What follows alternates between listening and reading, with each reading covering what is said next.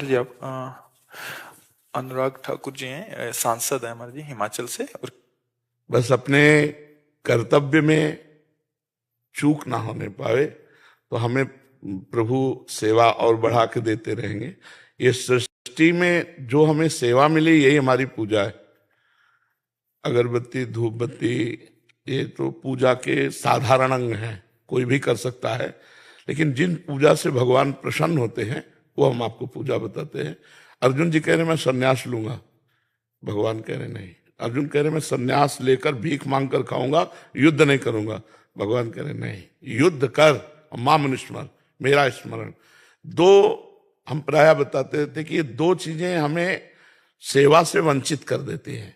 जैसे हमें भारत सरकार की जो सेवा मिली है, जो पद मिला है, भय और प्रलोभन, ये दो अपने जीवन में आने ना पावे।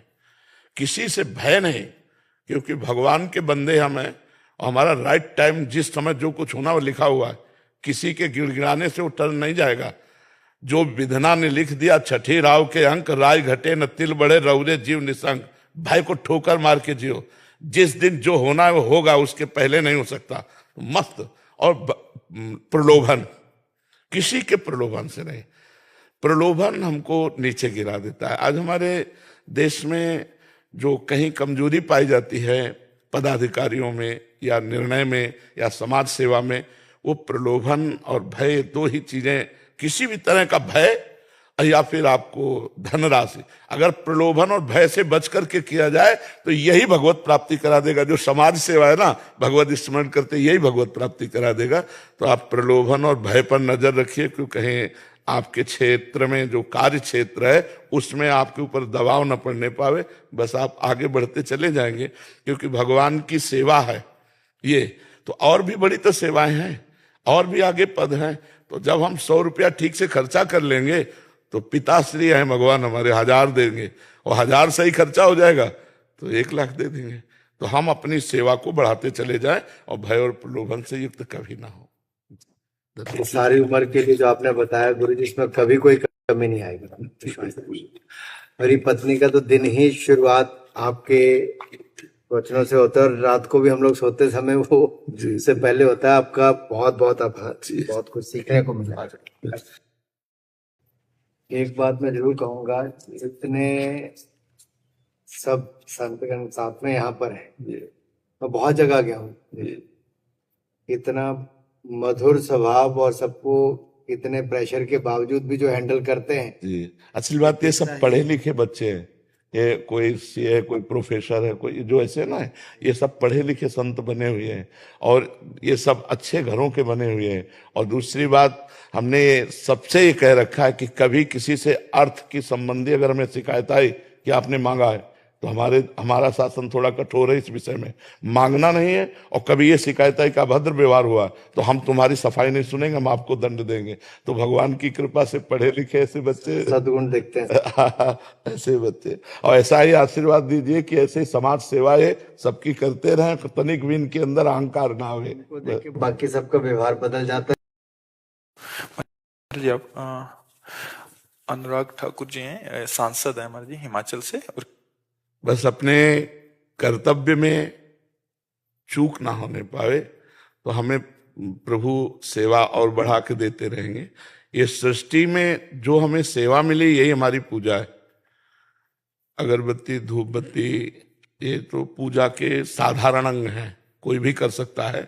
लेकिन जिन पूजा से भगवान प्रसन्न होते हैं वो हम आपको पूजा बताते हैं।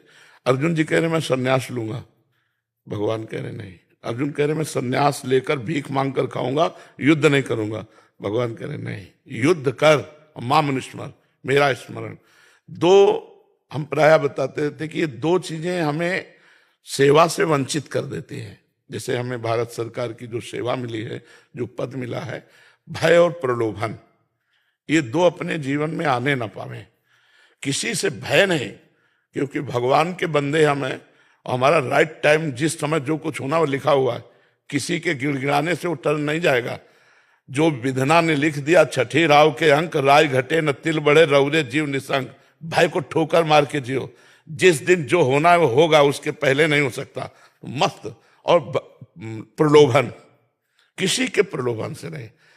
प्रलोभन हमको नीचे गिरा देता है। आज हमारे देश में जो कहीं कमजोरी पाई जाती है पदाधिकारियों में या निर्णय में या समाज सेवा में, वो प्रलोभन और भय, दो ही चीजें, किसी भी तरह का भय या फिर आपको धनराशि। अगर प्रलोभन और भय से बच करके किया जाए तो यही भगवत प्राप्ति करा देगा। जो समाज सेवा है ना, भगवत स्मरण करते यही भगवत प्राप्ति करा देगा। तो आप प्रलोभन और भय पर नजर रखिए, क्योंकि कहीं आपके क्षेत्र में जो कार्य क्षेत्र है उसमें आपके ऊपर दबाव न पड़ने पावे। बस आप आगे बढ़ते चले जाएंगे, क्योंकि भगवान की सेवा है ये। तो और भी बड़ी तो सेवाएं हैं, और भी आगे पद हैं। तो जब हम 100 रुपया ठीक से खर्चा कर लेंगे तो पिताश्री हैं भगवान हमारे, 1000 देंगे, और 1000 सही खर्चा हो जाएगा तो 1 लाख दे देंगे। तो हम अपनी सेवा को बढ़ाते चले जाएं और भय और प्रलोभन से युक्त कभी ना हो।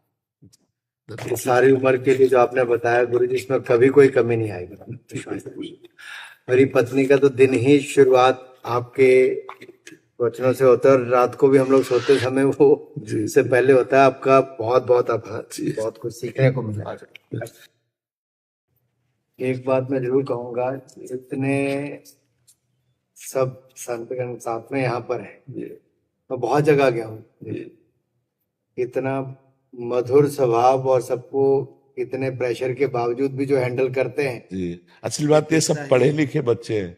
ये कोई सीए, कोई प्रोफेसर है, कोई जो ऐसे ना है, ये सब पढ़े लिखे संत बने हुए हैं, और ये सब अच्छे घरों के बने हुए हैं। और दूसरी बात, हमने सबसे ये कह रखा है कि कभी किसी से अर्थ की संबंधी अगर हमें शिकायत आई कि आपने मांगा है, तो हमारा शासन थोड़ा कठोर है इस विषय में, मांगना नहीं है। और कभी ये शिकायत है कि अभद्र व्यवहार हुआ तो हम तुम्हारी सफाई नहीं सुनेंगे, हम आपको दंड देंगे। तो भगवान की कृपा से पढ़े लिखे ऐसे बच्चे, सद्गुण देखते हैं ऐसे बच्चे, और ऐसा ही आशीर्वाद दीजिए कि ऐसे ही समाज सेवाएं सबकी करते रहें, तनिक भी इनके अंदर अहंकार ना हो।